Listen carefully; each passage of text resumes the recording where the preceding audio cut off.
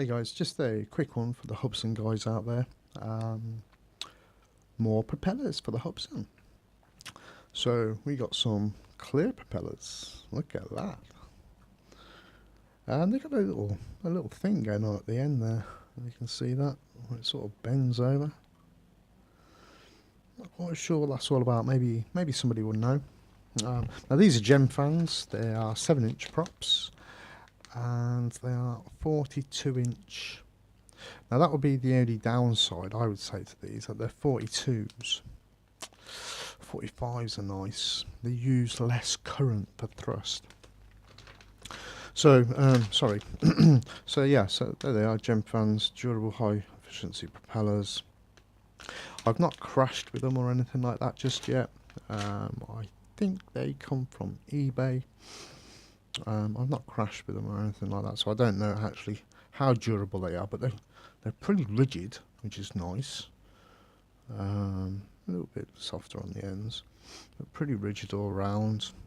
And they're clear, and they will fit on your Hubsans, and they work okay. And now I've been out and done a couple of flights with this, took a couple of batteries out, but I forgot the chip in the DVR recorder. See, there's no footage as such, but no, it was okay. It was okay. It's a little bit strange for me because I'm going back to 7-inch props.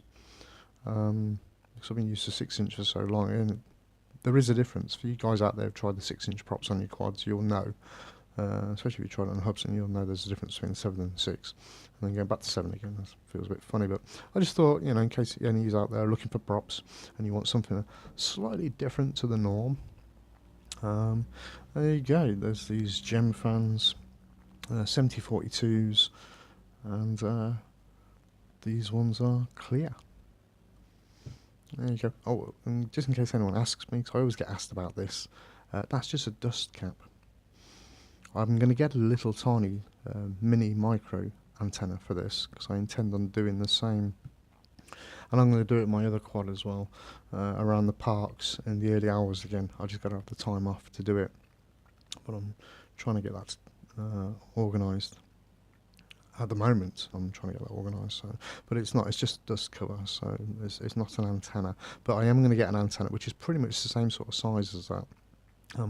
Put it on, because I'm starting to realise now it's not about the antennas on these things. It's the receiving side. So there you go. Just one for the Hubsan guys. I just thought I'd let you know about those props. Oh, did I have one that was actually nearly off? I think I did, didn't I? Was it this one? Nah, never mind. I was just going to emphasise that weird shape, that like little turn down at the end. Oh, you can see it on that one a bit better. Not quite sure what they're for. Not sure what sort of difference on efficiency it makes.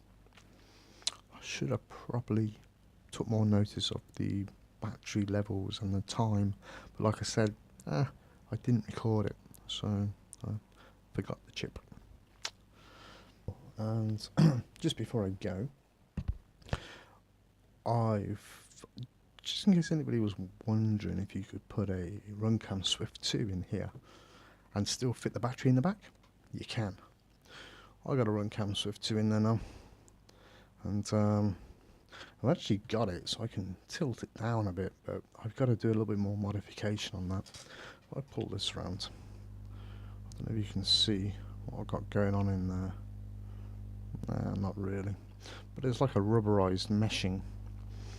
It's what I use to actually cover them when they're sat up on their shelves. It's this stuff. It's like rubber, like a rubbery type material. And I've wrapped it around it inside, so it sort of like sits within that, and so it does move, but it will go back to pretty much centre. But it does mean I get a little bit of movement on it up and down if I want to.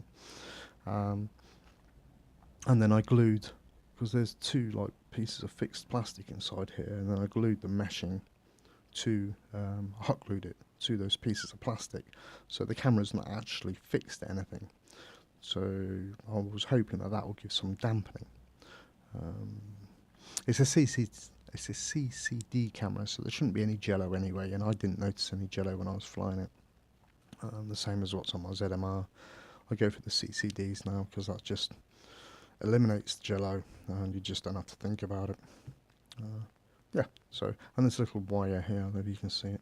This is so I can plug in the remote, so I can change the settings, you know, so if we've got a cloudy day, I can put it on for cloudy. If we've got a nice sunny day, I can put it on for sunshine, and all that sort of stuff. There you go. Anyway, catch you in the next one, guys.